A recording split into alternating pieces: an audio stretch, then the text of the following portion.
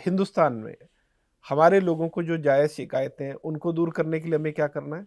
और फिर जो कनाडा में या यूएस में, यूके में जो लोग बैठे हैं, वहाँ पर जो डायस्पोरा है, जो लगातार इसमें लगा हुआ है, उनको कंट्रोल करने के लिए हमें क्या करना चाहिए? देखिए, कश्मीर में एक नारा बजता था।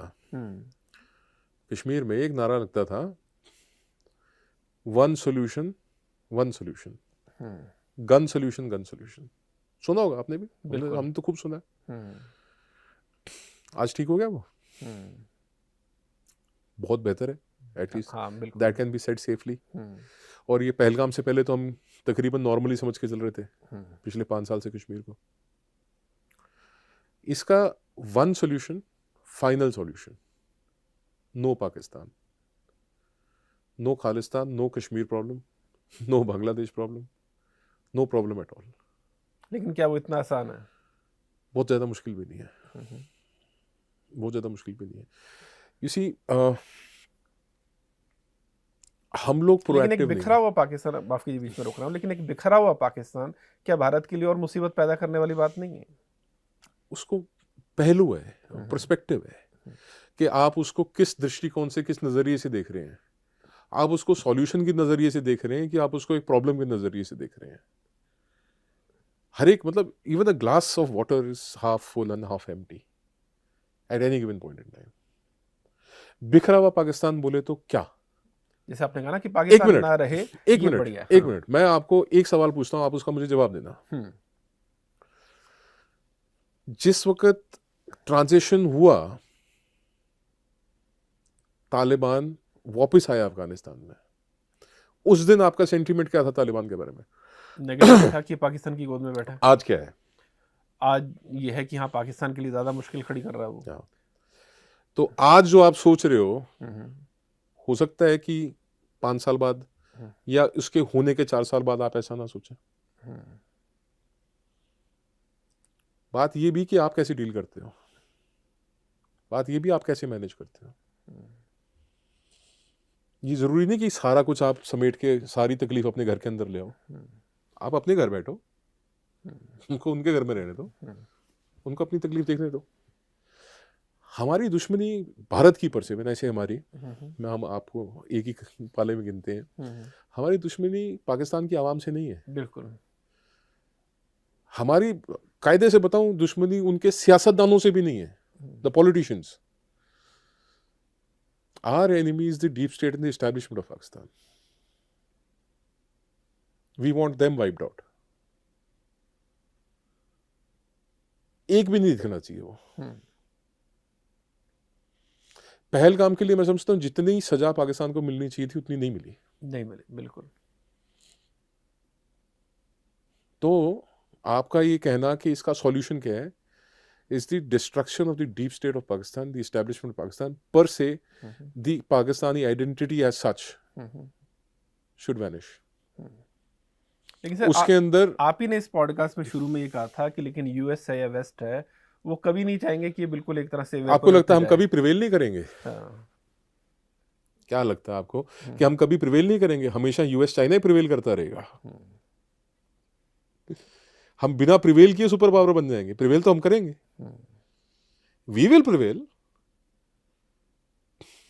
और हम प्रिवेल करेंगे डिस्पाइट ऑफ देम, इनके साथ, इनके कारण नहीं, इनके बावजूद। इनके बावजूद। हुँ, आज तक अगर हम चौथी बड़ी मैशियत इकोनॉमी बन गए हैं दुनिया की, हुँ, तो इनके बावजूद, hmm, despite of them, despite of them bringing a war to our doors, hmm, हमारे घर के दरवाजे पे जंग लेके आने के बावजूद हम ग्रो कर रहे हैं। हुँ। We will prevail. लेकिन इसमें ठीक है, मैं आपकी इस बात से पूरा ये तो, लेकिन मुझे लग रहा है एक पार्ट हो गया। आपने कहा कि खालिस्तान की जो समस्या है, जो लोग इसकी बात नहीं नहीं करते हैं, नहीं उससे सर। निपटने का तरीका ये है कि हम पाकिस्तान को किस तरह से उसको डिस्ट्रैक्ट कर दें, आपने कहा कि उसको ख़त्म कर दें। लेकिन सवाल है कि यहाँ लोग जो अब एक आइडियोलॉजी से ड्राइव हो रहे हैं, यहाँ हैं या यूके में हैं, कनाडा में हैं, ठीक है, उसको तो आपको आइडियोलॉजिकल लेवल पे ही डील करना मैं पड़ेगा आपको ना ना। एक बात बताता हूँ, नहीं वो ठीक है आपकी बात। हुँ, उसके लिए मैंने आपको बताया भी था कि आइडियोलॉजिकल, मैंने कहा था कि एक जनरेशन, 2 जनरेशन उन्होंने ब्रेन वॉश किए, हो सकता है 1-2 जनरेशन हमारे को लग जाए ठीक करने में, but it will an object at rest वाली बात मैंने शायद आपको ध्यान में हो, हाँ, मैंने कही थी बिल्कुल। कि हमारे को करना पड़ेगा उसके लिए। वो बाबा रामदेव भी बोलता करने से होगा। हुँ, करने से ही होगा, वो योगा की बात हो चाहे इसी बात हो, करना पड़ेगा, you have to do something about it. But आप ये मत सोचिए कि Khalistan is the only problem that we have. Sub nationalism within the country is also problem. कभी वो कर्नाटका में सब नेशनलिज्म खड़ा करने की कोशिश करेंगे कि यहाँ पे साहब कोई हिंदी का इंग्लिश का बोर्ड नहीं होना चाहिए, जो है कन्नड़ में होना चाहिए। कभी वो आपके नॉर्थ ईस्ट में डिस्टर्बेंस क्रिएट करने की कोशिश करेंगे, कभी आपके साउथ में। प्रॉब्लम चलती रहेंगी, ये लोग नहीं हटेंगे, पर हमने डील करना है उसके साथ। Despite of them we have to prevail, and we prevailed in Punjab, we prevailed in Kashmir. ये जो खालिस्तान की बात करते हो थ्रेट है, it's more outside than inside. अब इससे खतरा कनाडा को ज्यादा हमारे को कम है भाई। No no, I am being brutally honest. सही बात है। आप अपने देश के आंतरिक हालात संभालो। अब आपने ये लाके सारा इकट्ठा कर लिया अपने पास, अब it has become a playground for Pakistani ऐसे। और मैं क्या बोला, सॉल्यूशन यहाँ there will be a time when you know the west will also put its foot down कि यार करो इसका खात्मा। रमनीक भाई, डिस्कशन के आखिर में मैं आपसे चाहूंगा कि आप ये बताइए कि आपने तो बीच में भी कहा ही कि पाकिस्तान को भी थोड़ी सज़ा और मिलनी चाहिए थी, और बहुत सारे लोग आपकी इस बात से सहमत भी हैं। जिस पॉइंट पे ख़त्म हुआ था, सीज फायर हुआ था, जिस भी रीज़न से, वहाँ नहीं होना चाहिए था। लेकिन अब आपको क्या लग रहा है, जो भी पिछले 3 हफ्ते में 4 हफ्ते में आप सारी इंडिया की स्ट्रेटजी देख रहे हैं, भले ही वो डिप्लोमेसी के लेवल पे हो या रशिया से भी हम बात करें, 5th जनरेशन हमें जेट Su-57, अगर मैं गलत नहीं हूँ तो, ठीक है। अभी आपको क्या लग रहा है इस 3 हफ्ते में, 1 महीने में भारत की क्या प्राथमिकताएं, किस तरह भारत तैयार हो रहा है? पहली चीज तो ये खत्म नहीं हुआ है, और आप ये मान के चलिए कि आपने तैयारी तो यूपीएससी की कर रखी है, और आप फर्स्ट रैंकर टाइप के बच्चे हैं, और आपको बोला कि बेटा ये 10वीं का अटेम्प्ट करके दिखाओ एक बार, यू विल किल इट। तो हमारी तैयारी तो चाइना को मारने की है, हमारे को दे दिए इन्होंने पाकिस्तान। तो वो अब सारी चीज़ों के अलावा जो डीजी नेवल ऑपरेशंस थे, मैं वो मतलब मेरे को उनके चेहरे से लगा कि हमको कुछ करने नहीं दिया आप लोगों ने। ही वॉज वेरी फ्रस्ट्रेटेड, गुस्से में भी थे बहुत ज़्यादा, और उनकी बस एक शब्द था, कहते हैं कि हमको करना है कुछ भी। कई सालों से नेट प्रैक्टिस कर रहे हैं, मैच अभी तक मैच नहीं खिलाया अभी तक। मारेंगे बहुत बुरी तरीके से तुमको। मतलब वो लग रहा था उनकी तैयारी पूरी थी, बिकॉज नेक्स्ट क्या होना था, next would have been shutting their ports. जो उनका सी साइड है उसको पूरा बंद कर देना, ऑयल रिफाइनरी कराची की उड़ा देनी, और यहाँ से प्रेसाइज स्ट्राइक करनी इनके एम्यूनिशन डिपोज के ऊपर, जहाँ पे इनका असला पड़ा उसको उड़ा दो, खत्म कर दो, जीरो। तो डी फैंग बोलते हैं ना कि दंतहीन विश्व रहित, वो कर दो इनको। उसके बाद they would have had nothing to do. और ये मैं समझता हूँ कि एक डीजीएमओ लेवल के ऊपर डिस्कशन हुआ, जहाँ पे एक ग्रेसफुल एग्जिट मिल गया पाकिस्तान को। अब वो ऐसे हैं कि मार खा के आए हैं, और जगजीत सिंह की गज़ल इनके ऊपर फिट बैठती है कि तुम इतना जो मुस्कुरा रहे हो, क्या गम है जो छुपा रहे हो। अब उनको तकलीफ तो बहुत ज़्यादा, पर वो हंस के जो है मिठाइयाँ बांट के कह रहे हैं कि नहीं साहब हम बता नहीं सकते क्या हुआ। खुद को फील्ड मार्शल भी बना दिया, फील्ड मार्शल भी बना दिया। So they are celebrating their loss. So अब ऐसे मुनाफिक देशों का, उनका लोगों का करोगे भी आप क्या। But coming back to Russia, Russia पे भी आता हूँ, मेरे को एक इंसिडेंट और याद आ गया। अब देखिए कि आपकी जो पॉलिटिकल लीडरशिप है ना, उसके अंदर भी मेजोरिटी चाहिए। There was a time when Mulayam Singh Yadav used to be the defence minister. तो एक डीजीएमओ ब्रीफिंग हो रही थी, उसमें एक ऑफिसर थे, again not to be named, मेरी उनसे बात हो रही थी, was giving me first hand account. तो DGMO was giving him a briefing, और उसमें ब्रीफिंग करते करते ही used to take a nap, the defence minister Mulayam Singh Yadav. तो करते करते एक बात पे ही सेड सर कि we'll have to play our power dynamics like this, you know. कहते क्या? कहते सर पावर डायनामिक्स, पावर की बात आप मत कीजिए डिफेंस। कहता नहीं सर वो पावर ऐसे नहीं। कहता नहीं हमको पता पावर क्या है। मतलब he was confusing power, मतलब when you have people like them in and this is a true incident, मैं बना नहीं रहा। तो the maturity in political leadership and the understanding in your political leadership, चाहे आपके डिफेंस मिनिस्टर हैं, आपके प्राइम मिनिस्टर, आपके NSA हैं, people, आपके फॉरेन मिनिस्टर हैं, because cabinet committee on security will have all these people, finance minister, foreign minister, defense minister, NSA। तो एक मैच्योरिटी चाहिए। अच्छा, यही वो कमेटी है जो कैसे दिमाग में आया, यही वो कमेटी विल डिस्कस कि whether we are purchasing this from Russia और not, we are doing this. Russia is a time tested friend of India. Russia के बुरे वक्त में इंडिया साथ भी खड़ा हुआ है ऑलवेज, और उनके टाइम पे हम, हमारे टाइम पे वो। So this is you know like iron clad brothers साथ रहे हैं।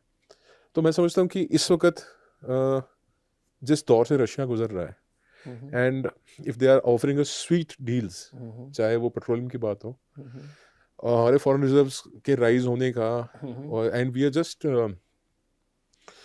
आई think 300 short of 1 trillion reserve, और a lot of credit goes to the Russians also in that, क्योंकि हम बहुत सस्ता तेल वहाँ से ला के और यूरोप को बेच भी रहे हैं। उन्हीं का तेल हम, आप पता ही, you know the dynamics, economic तो सिचुएशन आपको पता ही है। तो हम वहाँ से बेनिफिट कर रहे हैं। हम मिलिट्री टेक्नोलॉजी में they are willing to now transfer technology.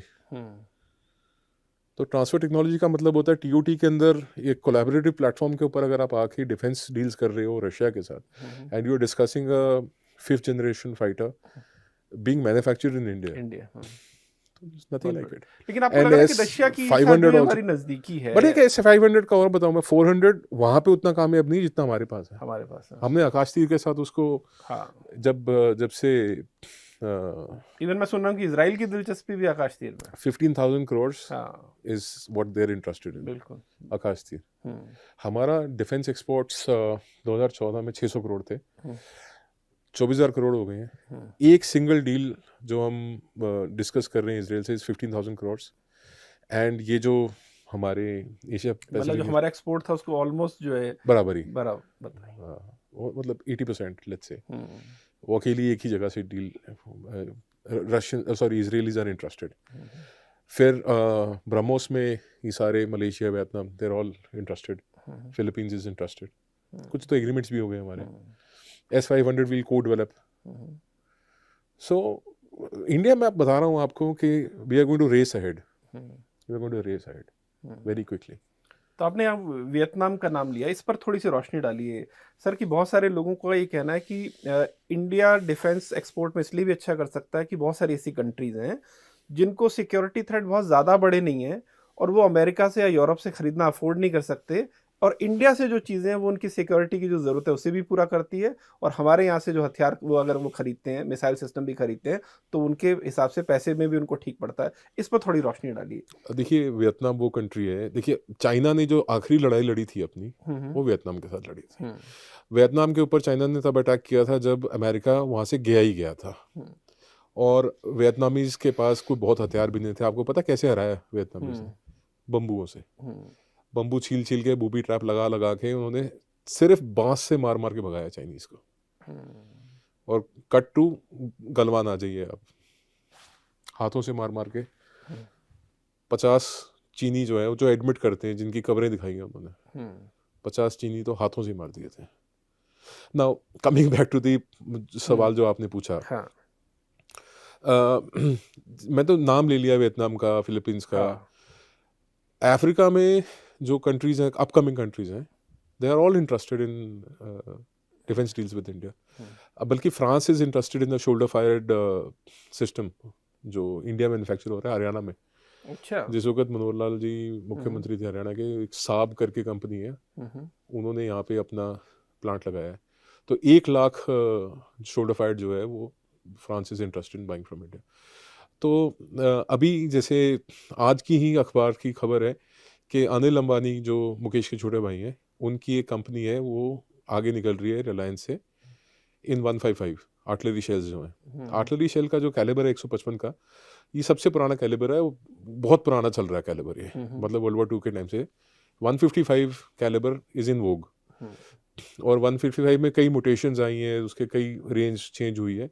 So India के अंदर 155 बनाने वाले बाबा कल्याणी हैं, भारत फोर्ज वाले, जो गन्स बना रहे हैं, आर्टिलरी गन्स, और हमारी आर्टिलरी गन्स यूरोप में चल रही हैं।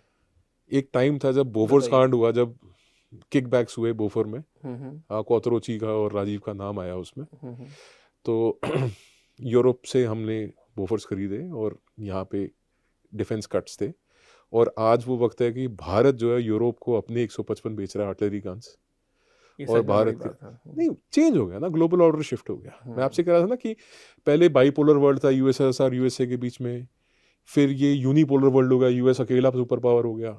अब ये मल्टीपोलर वर्ल्ड बनेगा जो रीजनल पोल्स होंगे, जहाँ पे हर एक खित्ते का एक अपना पावर होगा, एक सुपर पावर होगा।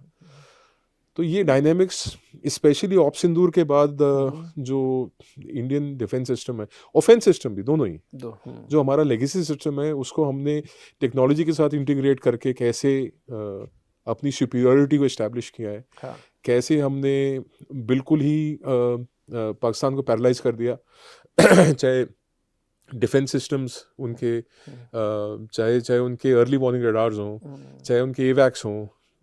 मतलब आप ये इमेजिन करेंगे कि we hit their jet before it could take off from the runway. Runway पे ठोका, एक बताइए, रनवे के ऊपर टेक ऑफ ही नहीं करने दिया। जैसे हिंदी फिल्मों में नहीं होता कि विलन जेब में हाथ डालता है बंदूक निकालने गोली के लिए मार और दी। हीरो हाथ में गोली मार। So that is our capability, और वो कैपेबिलिटी अभी तक इंडिया ने छुपा के रखी थी।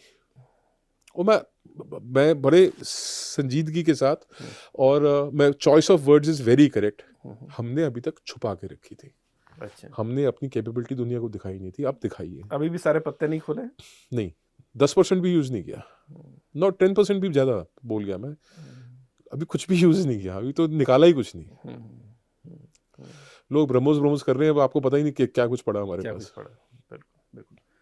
रवनी भाई, इस पूरी चर्चा के आखिर में आ गए हैं, लेकिन मैं एक चीज़ ये चाहूँगा कि पुन्नू जैसे लोग जो विदेशों में बैठे हैं, उन जैसे जो भी एक खालिस्तान का सपना सोचे बैठे हैं, आखिर में आप पंजाबी में उनको एक मैसेज ज़रूर दीजिए इस कैमरे में देख के, कि वो जो हसरतें पाल के बैठे हैं, जो भी इस तरह की सोच रखने वाले लोग हैं, अगर आप उनको कोई मैसेज देना चाहें। एक ना आपसे मैं अनुरोध भी करूंगा, आपको वो आराम से यूट्यूब पे मिल जाएगा। हाँ हाँ एक हमारा फौजी सिख है भाई, हाँ हाँ। है, वर्दी में है, उसने एक गाना गाया पंजाबी में, आप वो भी चला देना। बिल्कुल।